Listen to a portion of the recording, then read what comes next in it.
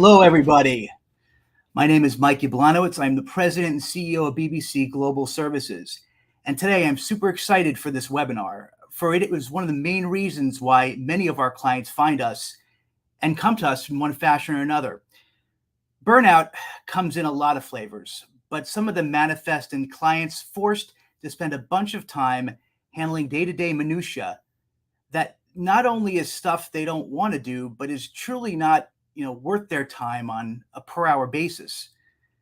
Forgetting about the fact that it is simply not worth their time, but having to manage all these admin types of tasks in addition to doing the actual work they need to do to grow and run the business or clinic, leads to things such as health problems, fatigue, and in many cases, a less than functional family dynamic.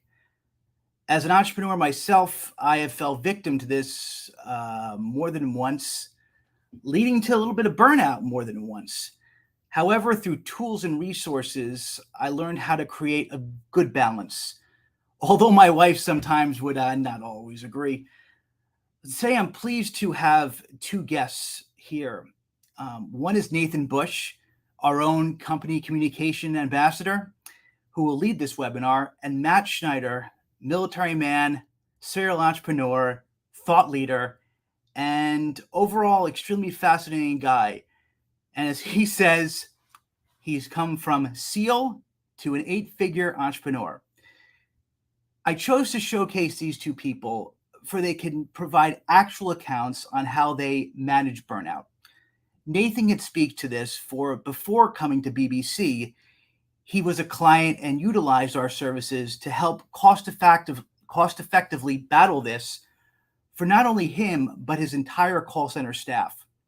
And Matt was looking for some staff for one of the firms that he has an invested interest in to help combat this as well. In addition to this, I've known Matt for a while, and he has a really cool way to personally delegate and manage multiple companies and priorities. And as he says, his wife still really likes him. Without further ado, I want to send this off to my master of ceremonies, Nathan Bush. Take it away, buddy. Hey, Mike, thanks. Appreciate it. And thanks, Matt, for being on our webinar today. I'm super pumped to have both of you here and the opportunity to share about burnout. I got a personal story I'm going to share with everybody, and then I'll bring you back up, Matt, and Mike will bring you back up later on for questions. So give me a few seconds here, and I want to share a personal story with you guys about burnout. That's what we're talking about today. We're talking about managed burnout. And so I used to work for a large medical device organization in the St. Louis area and surrounding areas. That's where I live and grew up. And what was interesting about this medical device organization is we grew from 2 million to over 20 million in revenue, and we did that in 4 years. It was a testament to the team, but the team, as you're growing that fast, they're taking on a lot of additional work. And one of the challenges we had is people couldn't answer the phones and make their outgoing phone calls to set up appointments so that we could translate into more revenue. We got bottlenecked and stuck. So one of the things we were able to do with BBC Global Services help is we were able to centralize the call volume in through a call staffing program like BBC Global. And I'm so specific not to use technical words like call center, because BBC Global is really an uncall center. What they were able to do is to help our staff be able to follow our policies and procedures with their staff, and then implement systems, tools, resources, reports that helped our organization actually bridge that gap to get from 2 million to 20 million in revenue. So it is because of organizations like BBC Global, specifically this partner, that could help our team deal with burnout. When staff members are overworked, they often get frustrated and productivity goes down. We're going to talk a little bit about that today. When staff members get frustrated and overworked, they often sometimes get a little bit sloppy in their work. And so I have firsthand experience managing from the very high level, 119 employees total, with 30 outsourced telemarketing representatives and in-sourced call center agents. They were able to help us navigate and manage kind of that burnout piece. So that's why this is so near and dear to my heart. And if you guys are here for the burnout program, I'm gonna have to tell you one thing. This is gonna be burnout. I know it's an interesting topic. Silence the cell phones. Take some time today and allow this information to seep in, because we've got some really good information to share with you. And if you hang on until the end, we've got a great program that we did a couple of months ago where we actually walk through HIPAA. So if you're wondering, is my organization HIPAA compliant? Do we follow a lot of the protocols and rules that are necessary to work with vendors and other outside organizations? This webinar is a great program. And if you hang on till the end of this, we can send you out this webinar just for you guys being a part of this program today. So you're going to want to stay to the end to receive that gift. All right, guys. We're going to cover a number of things today on this webinar, and you're just going to have to hang tight because we got a lot of information jam-packed, and our special guest, Matt, you're not going to want to miss from SEAL to the real deal. This guy is incredible, serial entrepreneur, has done a great job in his career in growing organizations, and so burnout's a real, he's going to tell you, just like we dealt with in the medical device organization, lots of organizations experience this burnout concept. And so we're going to talk about what is burnout. We're going to talk about where does burnout come from. We're going to talk about what are some of the current statistics around burnout in your medical industry. We're going to talk about understanding two types of burnouts. We're going to highlight, we're going to talk about how to light the fire for your staff and understand what puts it out. And we're going to talk about what are your options to help support your staff in this burnout experience, right? So there's a lot of different things that we could cover in this burnout. Those are the things that we're going to cover today. And so if you're wondering, like, who is this webinar for? Who is this going to help? Well, this will help a number of people, especially if you're a business owner, small business owner, but specifically this webinar is going to help you if you're a medical office manager or if you're a physician. It'll also help you if you're a practicing clinician. It'll also help any other healthcare professional that's in the healthcare industry. Remember, BBC Global specializes in this medical VA world. And so you're going to learn all about that today. Let me tell you also who this is not for. If you're on this webinar and this is you, you can hop off. It's okay. People who are not actively seeking to reduce staff burnout and improve job satisfaction in their medical practice. If it's not you, hey, you know what? It's okay that this isn't for you. It's also for people who are not willing to invest. This program is not for people who are not willing to invest in time and resources necessary to implement the strategies discussed in this presentation. So if you're not going to do anything with the information, don't waste your time. This is also not for people who are not open to the idea of using medical virtual assistants. If you haven't been exploring that idea or concept, you know what? I don't want to waste any of your time either, because we are BBC Global Services. And lastly, this is not for people who are looking for self-care, unproductive type that show up to presentations like this to be given permission to work less and care more about yourself. That's not what this presentation is about either today. It is specifically about this concept called burnout. And I'm going to bring Matt up in just one second. But before I do, I want to take you to this Disney movie, Encanto. I know it's silly. It's in the middle of a professional presentation. Why are we talking about Luisa and when she's singing to Maribel? And let me just read the lyrics of this song to you, because I find it imperative in understanding the concept of burnout. The song goes like this. It says, I am the strong one. I am not nervous. I'm as tough as the crust of the earth is. I move mountains. I move churches. And I glow because I know what my worth is. Then later, Luisa goes on to expose this vulnerability, this concept of burnout. This is what it feels like. It says, under the surface, I feel Berserkus is a tightrope walker in a three-ring circus. Under the surface, Hercules, were you ever like, yo, I don't want to fight Cerberus? Under the surface, I'm pretty sure I'm worthless if I can't be of service.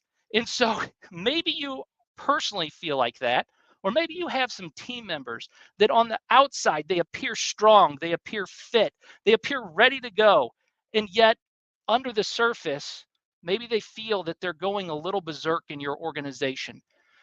We want to make sure that we spend some time talking to you to help you chill kind of that staff member down and help you to have a better understanding of what burnout is. I'm going to bring Matt up. Matt, I appreciate you being a part of our webinar today. And you're entrepreneurial, serial entrepreneurial, and have dealt with this concept of burnout. Why don't you tell the audience a little bit about who you are, what you've done, and how you've dealt with burnout over your career? Microphone's muted, but we'll bring that microphone back up.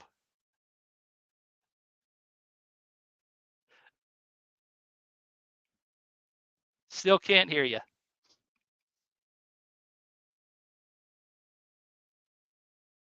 Give you a couple seconds here. I saw the mute button go on and off, and then nothing. That's all right. That's why when you're doing these things live, technical difficulties do arise. How's that? That sounds perfect. Is that better? Okay. So you get the big expensive microphone, and then you end up having to use a webcam. But thanks for having me, dude. I appreciate it. Of course. Yeah. So background-wise, just one correction in the introduction is I'm former SWAT, not a SEAL. Okay. One of my best friends, Ray Cashcare, is a Navy SEAL, and him and I are from similar backgrounds, but I'm not a SEAL. They're okay. Yeah, some on me, but I did do 10 years in law enforcement. Part of that time, 5 years, was an entry operator on a SWAT team, and then was with the U.S. Marshals fugitive team for a while as well. I do have the unique credential in my background of being somebody who has made, on 2 occasions, methamphetamine twice from scratch, and that's not something that a lot of people can say, but I can, and it was done totally legal under the supervision of the DEA as part of a school I went through. But in 2013, became an entrepreneur, and it's been a wild ride, man. You know, there's when it comes to burnout, there's a couple different elements to it. The thing, number one, with burnout is the entrepreneur themselves, right? So, you know, I experienced this earlier on, and have since worked it out over the course of the last 10 years. Quite a while ago, but it's something I also work with a number of my coaching clients on, because this is a webinar for people in the medical field, and I have a number of doctors and surgeons and people from the medical field as clients. And when you are the entrepreneur and you are tasked with doing all the things in the business and on the business, and because you're the technician that's doing all of the work, you're also somebody who doesn't have the luxury of necessarily walking away. You are the high earner, and that can be something that eventually leads to really problematic burnout, because you just don't have the option of going on vacation. You don't have the option of getting sick. You don't have the option of not being in the office doing the thing. And because of that, it takes its toll when the family, the husband or the wife or the kids are telling you, we just don't see you enough. We want to see you more. And you feel handcuffed to the business. Burnout for the entrepreneur can come from feeling in quite legitimately being handcuffed to the business. You have burnouts of the employees as well, but I'll pause there for any kind of response, because that's thing number one is that I've experienced as burnout as an entrepreneur, but very different than entrepreneur or burnout from an employee standpoint.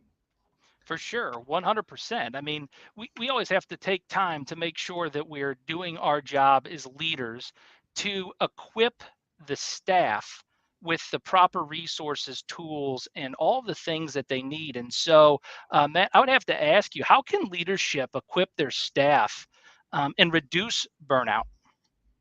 Yeah. So I use a 4-quadrant approach to this. And so if you're, people watching this can imagine a 4-quadrant box.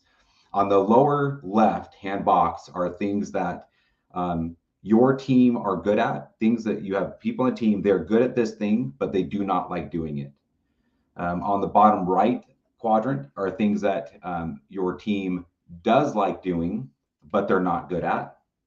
On the top right are things that they're good at and they like doing, and on the top left are things they're great at and they love doing. So if you were to write out this box and rewatch it if you need that order again, it's when people on the team are tasked with things in that bottom left box where they're good at it but they don't like doing it, that leads to burnout. And that's a major error on the leadership's part if that is not caught, because what happens is because the person on the team or the certain team members are really good at producing the results, or the outcomes they produce are favorable to the company, they continue getting that thing. But what's happening is they're doing that thing, it's like the life force is getting sucked out of them. And so every single day that they have to get up and go to work, they like it less and less, to the point to where they just feel burnt out. They feel like there's a lack of enjoyment to working for that organization, and they feel trapped in it. And so they're only in these cases like one LinkedIn DM away from somebody saying, hey, are you, open to other opportunities? Have you thought about, leaving and going somewhere else? They're only one DM away from that happening to the organization losing that person because they spent so much time doing something they were good at, but they didn't like doing. And so essentially day after day, the life force was sucked out of them.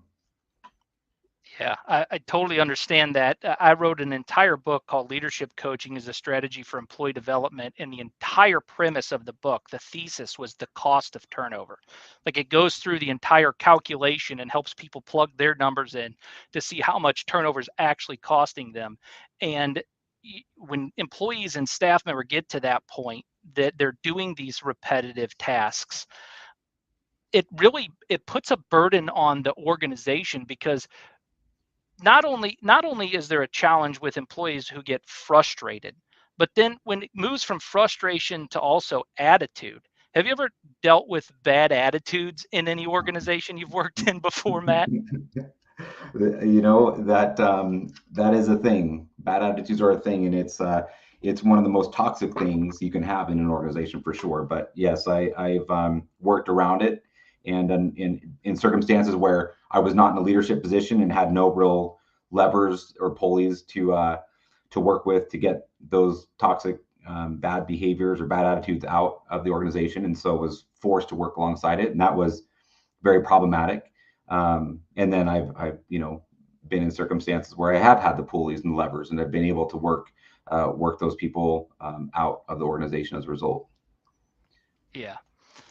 If you look at people who are you're coaching, because I know you work with a lot of different medical providers from a coaching perspective. And if you wouldn't mind, tell everybody real quick, before we get too much further deep into this, how can people get a hold of you and understand more about your programs and the level of success that you could help them achieve? Yeah, I appreciate that. I'm real prevalent on Instagram, Matt Schneider _official. You can find me on LinkedIn, and we have a website, ignitionmastermind.com. Awesome. Wonderful. So what would you say to those people then, Matt, who just say, I'm not interested in a virtual assistant? Let's throw this out there right at the beginning of this webinar and this presentation. Let's talk about this and get the air open and the transparency to have the conversation about how to actually deal with burnout in organizations.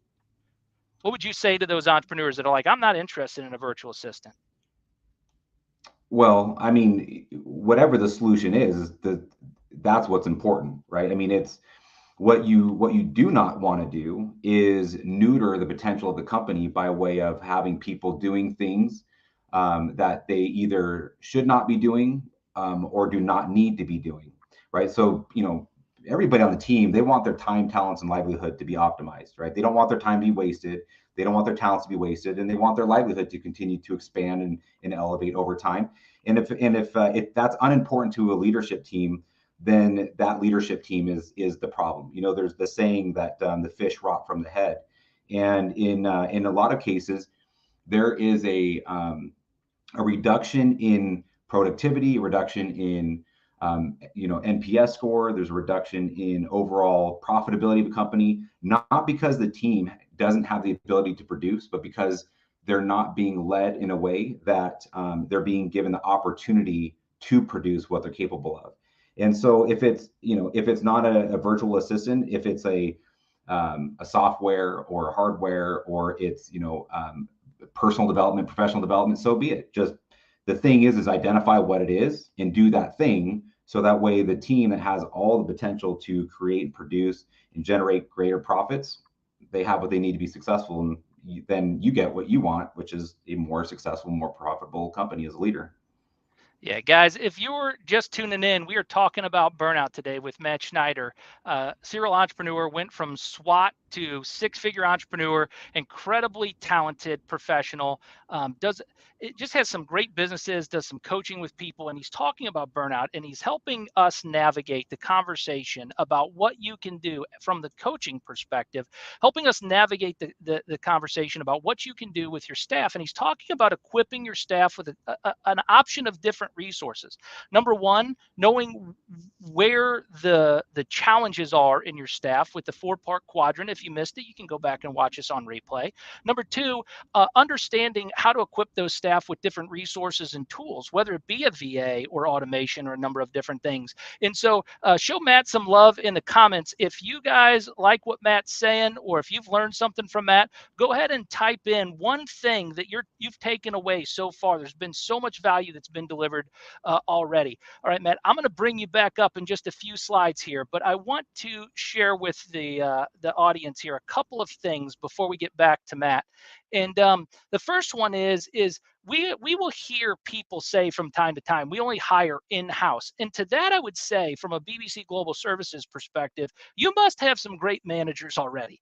If all you're hiring is in-house people, then you will absolutely love working with an organization, a virtual assistant company like BBC Global Services. In fact, we had a doctor, Dr. Medtu, Pardeep Medtu, who's board certified ocular facial plastic surgeon, and he had this to say about Rose. He said, Rose follows the same protocols we use in the office. We have an efficient process that allows us to respond quickly and offer her guidance if needed. But we're at the point where she's very independent. She asks the right questions. She can identify potential problems so they can be addressed proactively.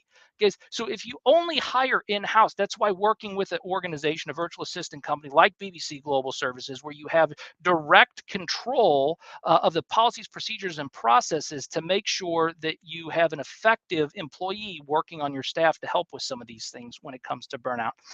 And you might be thinking to yourself right now too, like, maybe I'm too small for a virtual assistant.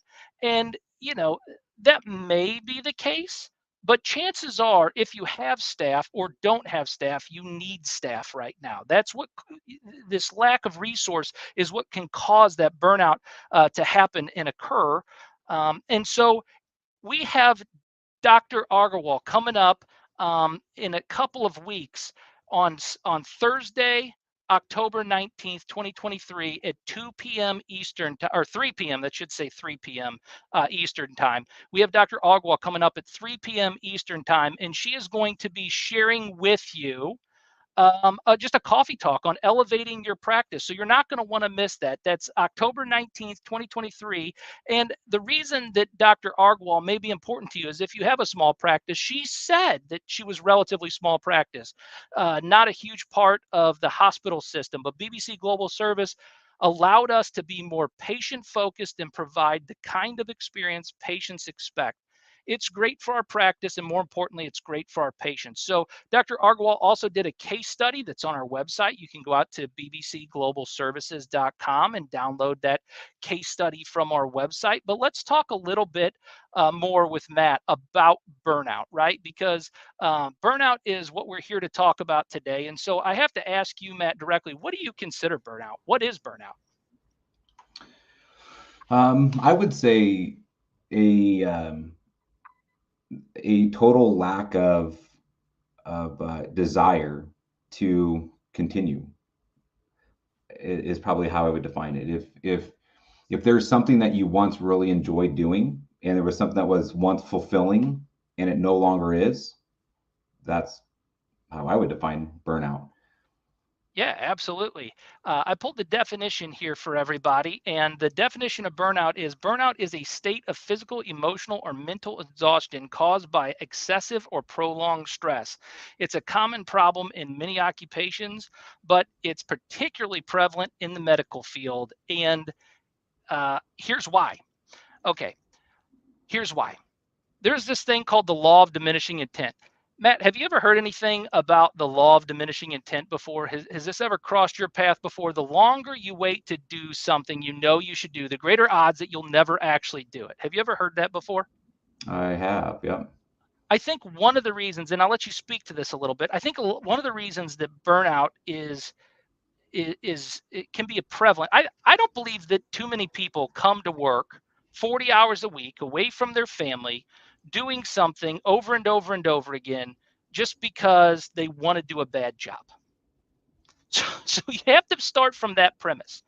And they want to do a good job, but then see, the thing that happens is it takes them a little bit too long to do the thing they know they should do. And so they lose this little bit of self-worth that they have inside. And when they lose that little bit of self-worth, then it causes them to be in this position where they're like, oh man, heck with it. I have so much going on. I have so much to do. I just cannot get to all of these things.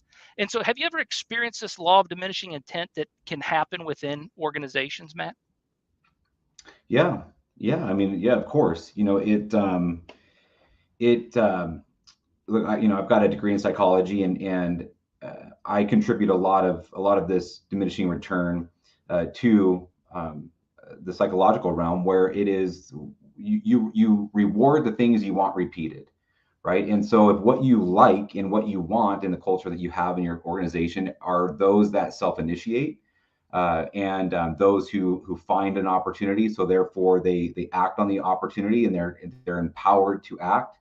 And then they're continuing to be rewarded for that behavior.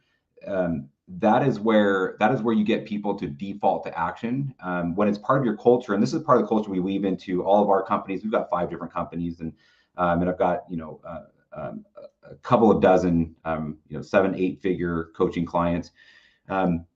You want a culture to where people understand that they have the ability to make massive impact, and that they don't work for the leadership. They work with them, right? And so part of the self-initiation piece in this whole element of diminishing return is, have you ever heard that saying, how do you starve a dog? You ever heard someone talk about that? How do you starve a dog? You starve it by every single time, for 20 times in a row, it goes to take a bite of food out of its bowl, you swat it on the nose.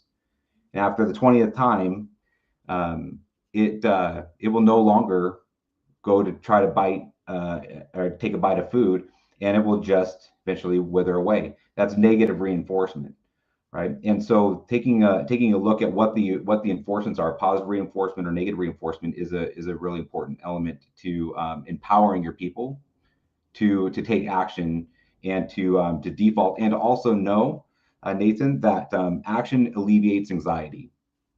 A lot of people, they feel the sense of anxiety build up, and action is the thing that will alleviate it, for the leadership team, the owners, from CEO down to the lowest level.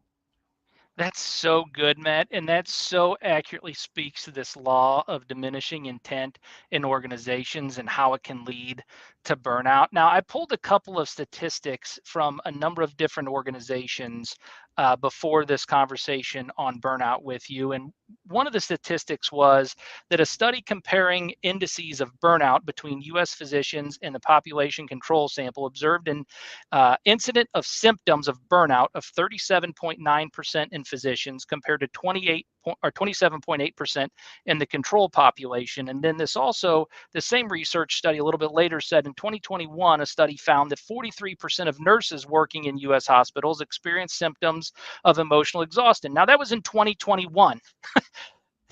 Can you imagine, after dealing with COVID and everything else that's been going on in the medical industry and the changes in technology and where we're at right now today, can you imagine how this has impacted? I'm sure you've seen this in your coaching business, these stats coming to fruition and actually increasing in stress and burnout, haven't you? Oh yeah, for sure. Yeah, it's a problem.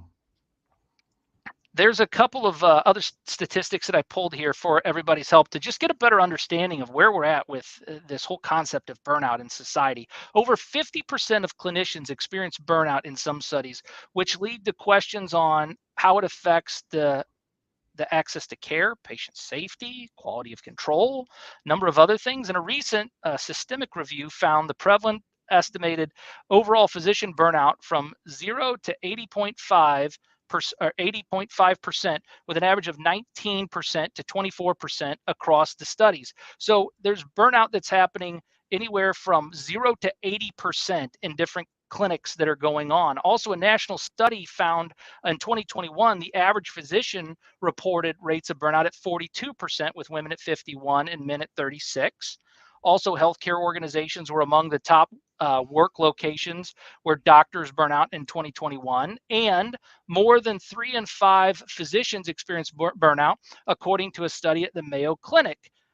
So why did I share all these statistics with you, and why is it so important for the audience? It's important for you to understand that if you're a physician and you're taking on some of these administrative tasks, you're doing things that could be automated, outsourced, delegated.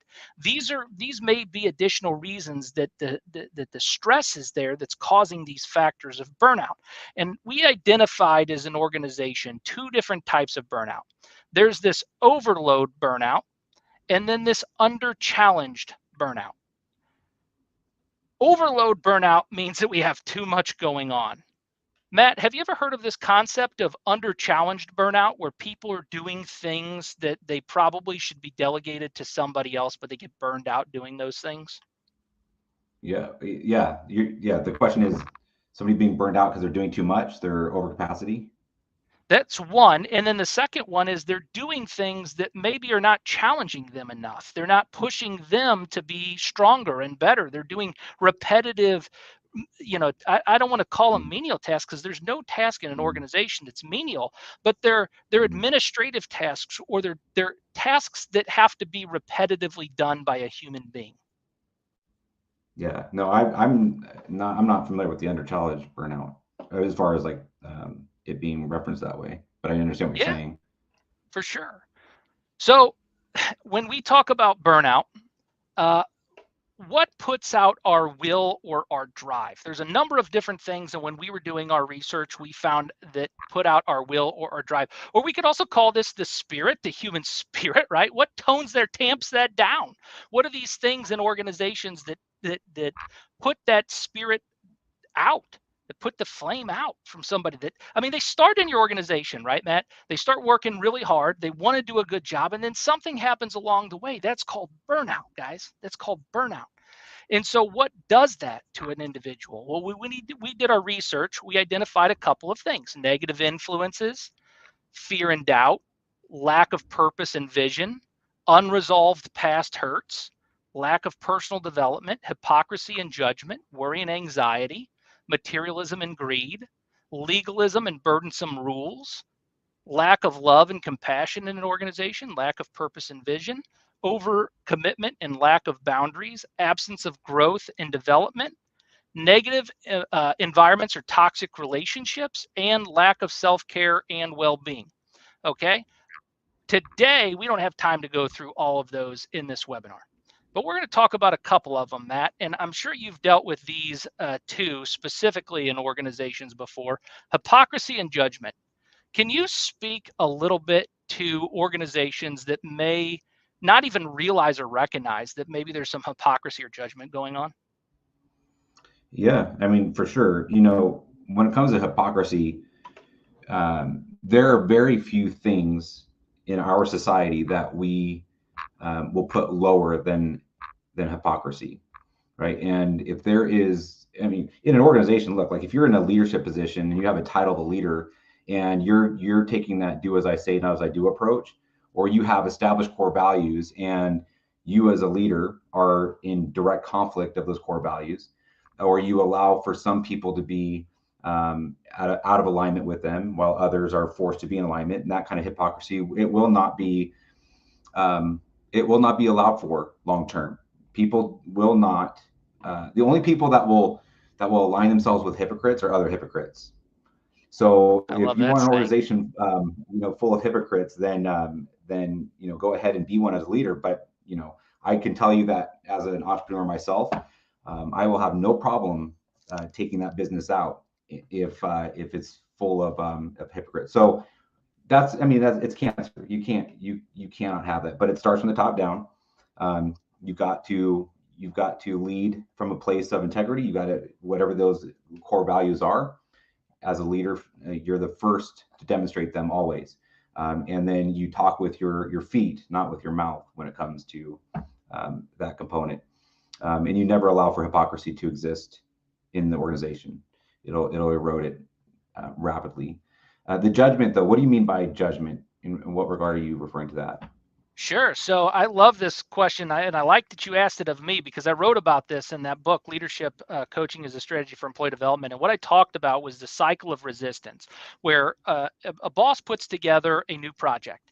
Then for whatever reason, that project fails. 60% of the time, projects are going to fail anyways. Then there's a change in the economy, something happens, employees don't receive bonuses, whatever it happens to be. And then there is, some type of new technology or something that has to shift in that business. And then the leader blames the staff member again. And it starts this whole concept of judgment of the team member versus looking at the policy, the process, or the procedure first, right? So if we pass judgment on a team member, then those team members can become burned out or disenchanted when it's nothing that they did. Maybe a system's broken, maybe something's not working properly. And so that's one of the things that, at BBC Global that I absolutely love about the organization is that we're going to define those processes and systems that administrative team member is going to be working with you and make sure that it's documented and recorded so that we know how to do it each and every time. And we can measure those results effectively. And that keeps us from passing ill-perceived judgment on a team member, knowing what their production is and knowing if we're following the policies and procedures. So that's what I mean by judgment.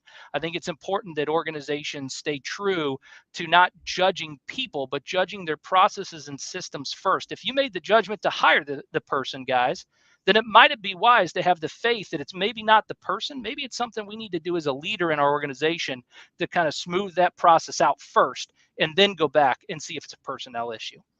The next thing that we're going to talk about today in dealing with burnout is this lack of purpose and vision. Lack of purpose and vision. How many times, Matt, have you seen employees or teams burn out or slow down when there's a lack of purpose or vision? I mean, yeah, it's a problem. Yeah, it's interesting, Nathan. I mean, for me, I operate very firmly on like leadership's the problem. It is the solution. When it comes to the lack of vision or the burnout associated with lack of vision, in many cases, the leadership team, or maybe even the top down, the one that's supposed to be the visionary, the CEO, the top seat, doesn't have clarity on what the vision is. And so how are they able to communicate to their top line leaders, which eventually gets to the rest of the organization, what the vision is if they themselves don't know it? And then how are you supposed to have a team that's going to help you build a company to meet the goals so that the vision is achieved if nobody even really knows what it is? And how do you keep a team fired up about the direction that you're going if they don't understand what the vision is? And so it is something to where they're chasing profitability, they're chasing growth and capturing more market share, but the vision isn't very vivid, and therefore it's non-communicated, and the team isn't quite sure where they're going and what they're doing, and so therefore they lose that fire of what it's all for. I love that answer. So let's talk a little bit more about vision, and let's park here for a second because I want to know if you have any practical tips for a clinician, whether it be an optometrist or a physical therapist or chiropractor or whoever is watching today in the audience. Do you have any practical tips? I don't want anybody to leave today thinking that a chiropractic firm is a chiropractic firm, an optometry firm is just an optometry firm. Talk to this whole concept of vision a little bit and some practical tips that people can use to cultivate vision in their firm. Well, I mean, look, when it comes to the top seat, we all can recognize that when you're in the thick of it, it can be challenging to be able to see the forest of the trees. It can be challenging without having others that are a part of what you're doing and helping you create the vision. It can be hard to achieve it. I've got a coaching client. Her name's Dr. Val. In fact, I think I even referred her, and she's a client of BBC Global now because her thing is she works all day, adjusts clients all day, and she loves it. She loves that piece of it. But then she goes home and she's doing the charts and the administrative stuff in the evenings. And so it's really taking its toll on her family, and her husband's a police officer and he loves her dearly. And it's just not sustainable what's happening with her working all day only to go home and work all night. And so how does somebody who's that entrenched in the technical work find the time to be the visionary and to develop a vision for the company? You just can't. You're not. I mean, entrepreneurs are are amazing, but we're not superhuman. Like, right, we're not able to accomplish superhuman tasks like that. And so it requires understanding when it's time to bring other people in, right? And who those people are, and when it's time to bring them in. It just kind of depends on what the current pain points and bottlenecks and friction points are. But so many times, Nathan, the answer to people's problems, the answer to an entrepreneur's problems, is not what do I need to do. In fact, that's like one of the worst things that oftentimes an entrepreneur can do, is say, what do I need to do? When the real question that needs to be asked is, who do I need to help?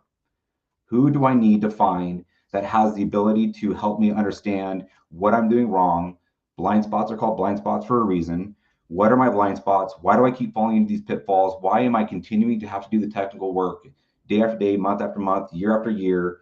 And I used to love what I was doing, but now I don't, right? And who do I need to find to help me understand what it is that I need to do? Because if I keep doing what I'm doing, nothing is going to change. And when they answer that question, that is when things will start to change in a favorable way for them.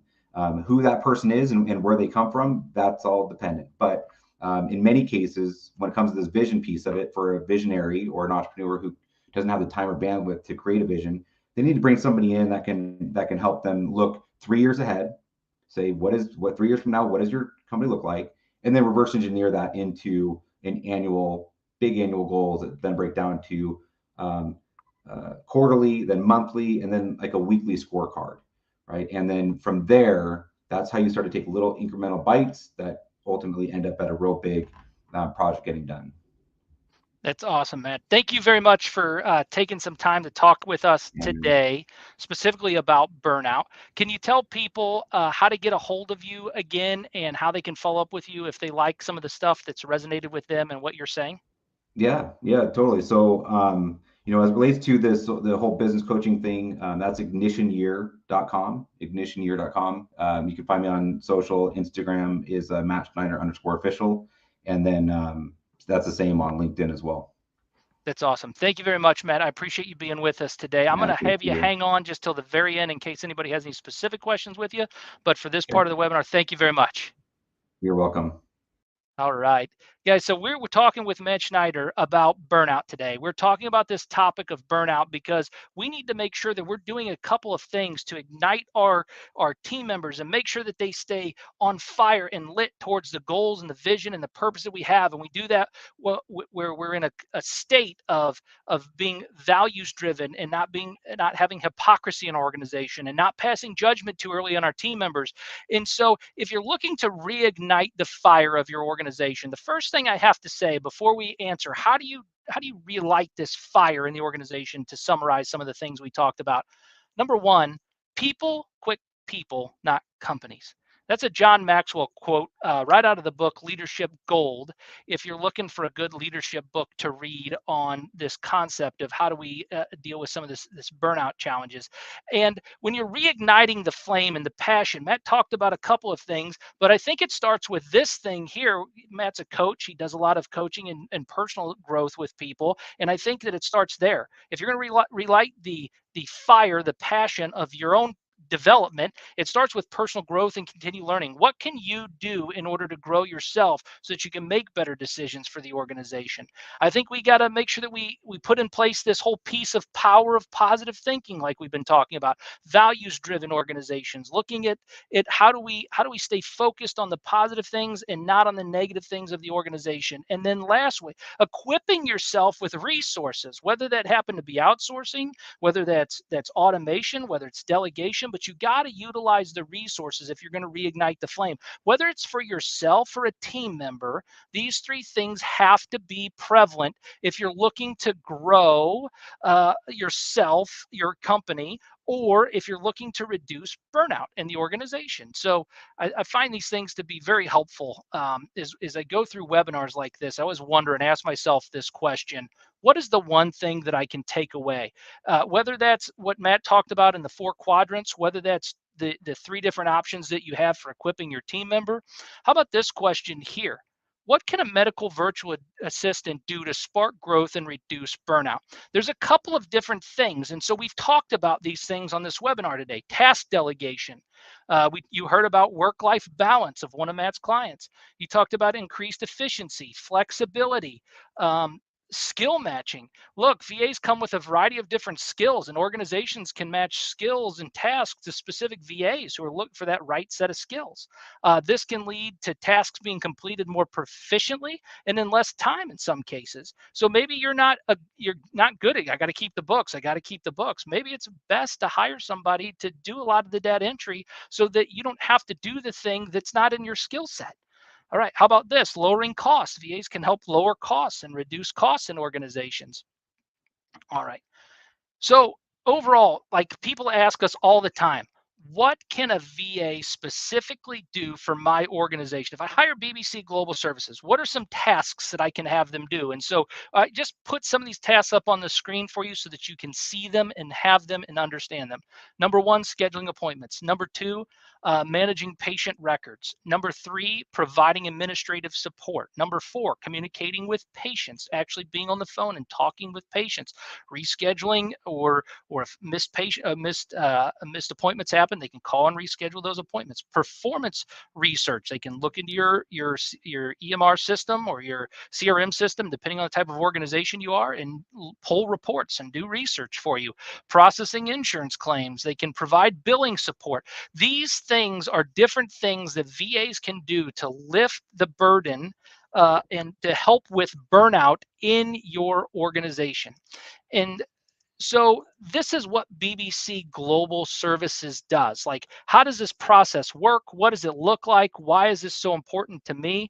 Well, here's what BBC Global Services does for you. Number one, they provide you that medical virtual assistant, that full-time dedicated team member to do some of those tasks and lift the burden from you. They also provide that team member with BBC Global a supervisor, a team lead, a support, somebody that understands your campaign and knows what's going on in your organization and can be additional management resource for you to make sure things are getting done the way you want them getting done through a BBC Global team member, your medical virtual assistant. We also track time. So we make sure that the time of that team member is tracked efficiently and effectively, and that they work the hours that you choose for that person to work. We also provide you with a report. So this can be a daily report or weekly report, but it's a report of the productivity of that employee, measuring the results, measuring the performance so that you know how they stand effectively and efficiently. That way we can remove the hypocrisy, we can remove the judgment, and we can look to see exactly what that team member is doing. And then lastly, we provide a integrated leadership model, meaning that you get to lead this employee. If you want to change the way that they're doing something, if you need to reach out and offer some feedback or suggestions, the same way that you would handle an internal team member that just happens to be working in our offices, they're your team member. They work directly for your campaign, directly for your organization. And so they're dedicated to you, and they're also HIPAA compliant. So we did a whole webinar about that. Again, if you stay until the end, we'll send you out our HIPAA compliance webinar and show you all the steps that we take as a team, as a vendor, to make sure that we're maintaining that HIPAA compliant. Okay, so a possibility is a hint from the divine that one must follow it. Again, John Maxwell, 21 Irrefutable Laws of Leadership. A possibility is a hint from the divine that one must follow it. If you're thinking that a VA might be a possibility for your organization, maybe it's a hint that it's time to at least explore that opportunity and have a conversation with somebody from BBC Global. Okay, so I know what you're thinking. I put it into the presentation already. It's just bad timing for me. It's just bad timing. I want to do a VA, just now's not a good time. Maybe it might be wise to take this step just a little bit before you are ready so that you have the information. Because when we're thinking about it, remember back to that law of diminishing intent. The longer you wait to do something, the more likely you're never to do it. So if you're thinking that, it's just bad timing for me, maybe now's the exact right time to at least take action and do something. All right. How about this?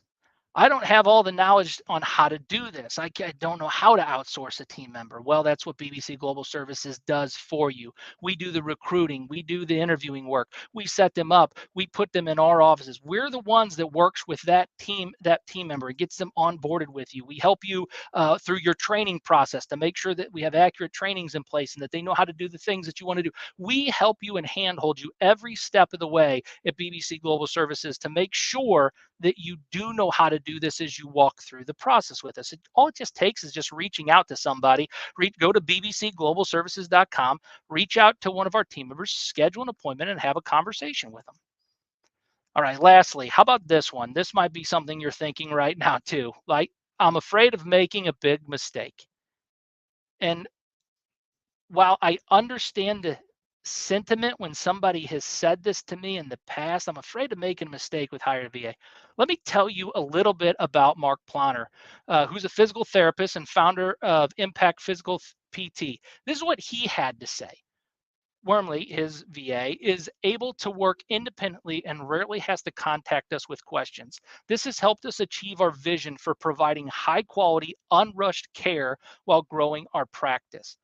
I think that what Mark would tell you is it's probably a mistake not to hire the medical virtual assistant and to have somebody there as additional support for your team so that you can continue to provide care and provide the care that you want to.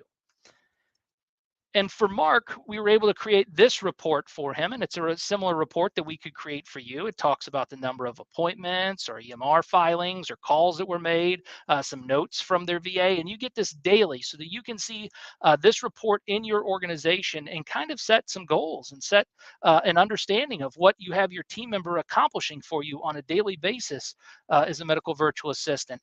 As we close up here, I just wanted to make sure I pointed out that we do have a little bit of recognition that we've received from Clutch and Global Outsourcing Firm Index. And then also, you might have seen us at a number of trade shows. If you're seen us around at a number of different trade shows, if you do, you should stop by our booth.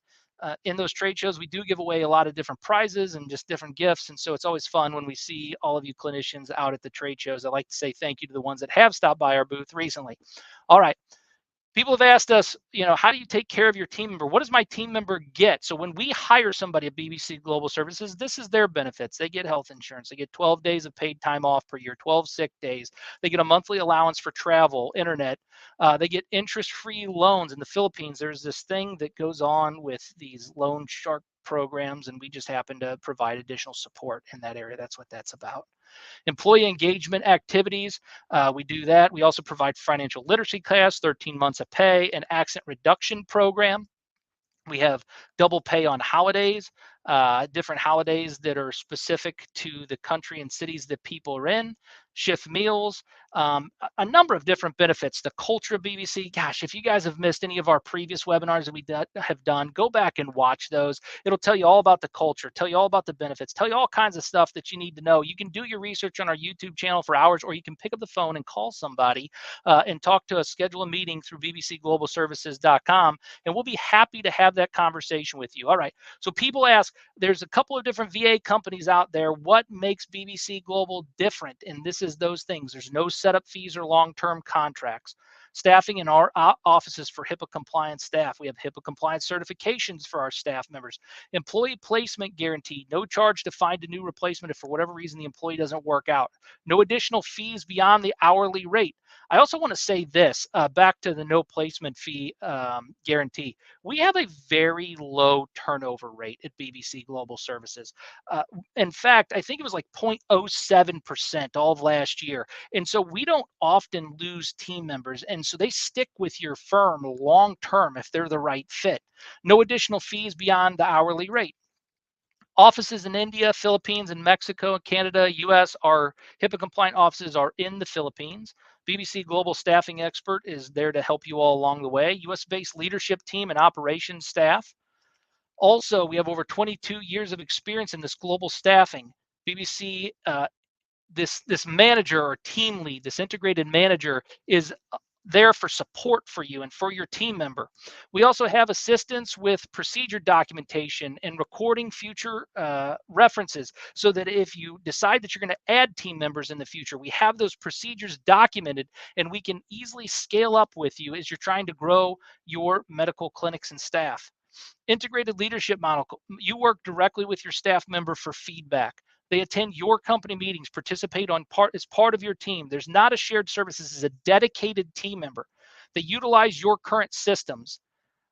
We also provide the daily reporting. So those are the difference makers that we have at BBC Global. That's what makes us different. All right, guys. For those of you that have hung on to the end, if any of you have any questions, you can feel free to put those in the chat. I'd like to bring Mike Jablonowitz back up to say a few words, and if there is any questions, we can get those answered. Yeah, What's up, Mike? Well, I just want to clear up one misstatement you said, is that it was a 0.04% churn rate, not 0.04. No, we do spend a lot of time with our agents and in culture, because at the end of the day, like you were saying, without the agents, there's no business, there's no support, there's nothing. So without those people, they have no business, the clients don't have continuity, and I don't have a job. And we all want to keep everything. But one of the things I want to say, and we are getting close in the hour, is that we create all of this content, these webinars, based specifically on what we hear from our prospects and our clients.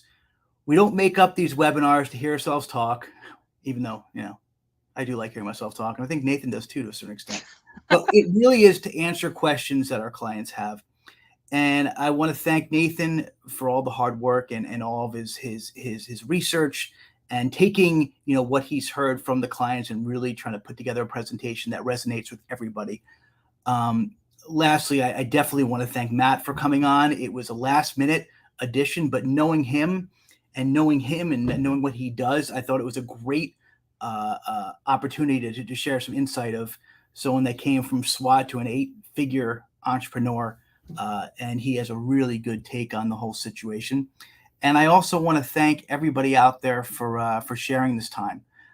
Again, as Nathan said, if we could be of any assistance, not even just of using our staff, but kind of talking about, how an outsourced solution can help you and your clinic and your office manage those mundane tasks and free you up to do more of patient care or go see your kids' little league game. I'm more than happy to speak with you, and so is anybody else on our staff. Thanks so much for the time you spent, and have a great day. Nathan, anything else to share? Yeah, Pam, I want to make sure I get an answer to Pam's question here, and I'll let you take it, Mike, and then I can piggyback on that. But she asked, from a cost perspective, how is a medical VA beneficial compared to hiring my own employee to do the task? So I'll let you take that, Mike, first. And I will talk to that. That's a loaded question, but so there's a few reasons. There's a few things. First of all, the actual physical cost of a medical VA is based on the type of caliber you get, is less expensive. So an average VA, depending, will be anywhere from $10 to $11 an hour. And that person is highly educated, a lot of times usually medically educated, a nurse of some sort, or some sort of a background in healthcare. Also, all the people that we find and we place are all seasoned. So they usually have BPO experience. And when I say BPO experience, they've worked with other healthcare facilities in the past, like US-based healthcare facilities. So in that case, it's better. Better is a strong word. Second of all, you don't have to, with hiring an outsourced staff, you don't have to handle any of the HR or the management that you do when you have an in-house staff. This is also not to say that in-house staff are bad. It's not. It's outsourced staffs are good at augmenting a current staff, but a lot of times for like solo entrepreneurs and smaller businesses, just having to manage another person in the office is a distraction to itself. So to be able to outsource those tasks, those process-oriented tasks, is not even a cost-effective way to do it and save you on the HR and all that sort of stuff. But it takes away the distraction of handling a staff member. And also, lastly, and this is just a, a tough state right now is that people are finding it hard to staff. A lot of the clients that we have come to us uh, not just because they think it's a great idea, but because they're having such a tough time finding people to show up to work right now to do these not menial, mundane, task-oriented tasks. Everything from filing, answering the phones, doing patient verification, doing all of the things that a front desk person would do. That's a lot of it now too. So it's a tough combination of what's making people come to an outsourced firm like ours. But for the most part, still, and I'm happy to say, a majority of the people that we bring on are businesses that have one person, right, or two people, and they either can't find another person, right, U.S. based that's reliable, or they'd rather try to work with an outsourced staff to augment their current staff. But that is really kind of, I hope that kind of answers the question. But it really is a combination of things, Nathan. But at the end of the day, the biggest takeaway is that with us, and the reason why I could say that we can be a little bit more successful, is that we have people in the office. And that not only manages the people to make sure that they are doing what they're doing, but from a HIPAA compliance level, like, we are totally buttoned up. So you have people in the office, all the levels of compliance is there. We're backed by a third party compliance firm that checks us.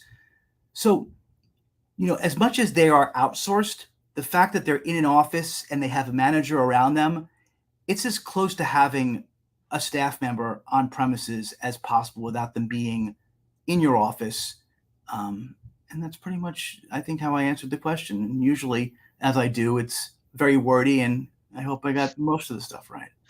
Pam, I hope that was helpful for you. I would tell you, just to summarize, from my perspective, this is the way that I have found it. The cost of a medical virtual assistant is about 60% less than what you'd have to pay a U.S. staff member to do the same thing. Number two, it's cost effective because you have the additional resources that comes from partnering with a vendor like BBC Global Services. So the daily reports and the reporting was instrumental in growing the medical device organization that I work for.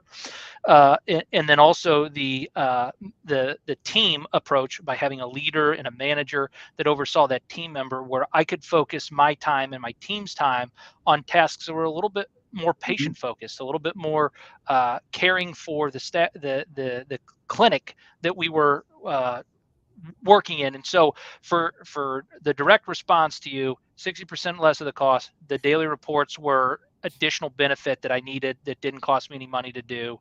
And the manager that was there to make sure they were following our systems and protocols, and I didn't have to babysit that process as a supervisor, was very helpful for us and very cost effective. So I hope that answers your question. And one thing I want to bring up, because is that another thing to know, is that the manager is not a fee.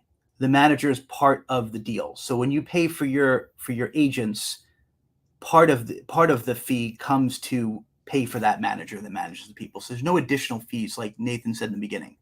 It's simply just the cost of the staff. All right. Well, if there's no other questions online, that was a great question, Pam. I appreciate that question. Thank you very much for asking it. And thanks, Mark, to Matt Schneider, that came from SWAT to Serial Entrepreneur to be a part of this program today to help you guys from the coaching perspective on how to deal with burnout within your organization. Thank you again, Mike, for having me to host yet another successful BBC Global webinar. In these series, we hope that people are taking the information, utilizing it, improving their practices with it. And if you guys feel necessary that it's time for the medical virtual assistant, please go to bbcglobalservices.com and talk with somebody. Have the conversation. Go see how much exactly that staff member would end up costing your organization. Pam, go take a look at it. And we're here to help you guys. Until next time, remember, we'll have Dr. Argwal on, and she's coming up on October 19th at 3 p.m. So you're not going to want to miss that. That's going to be how to elevate your practice. And she is a BBC Global client. So if you're wondering and want to ask some questions, you can ask that directly of Dr. Argwal.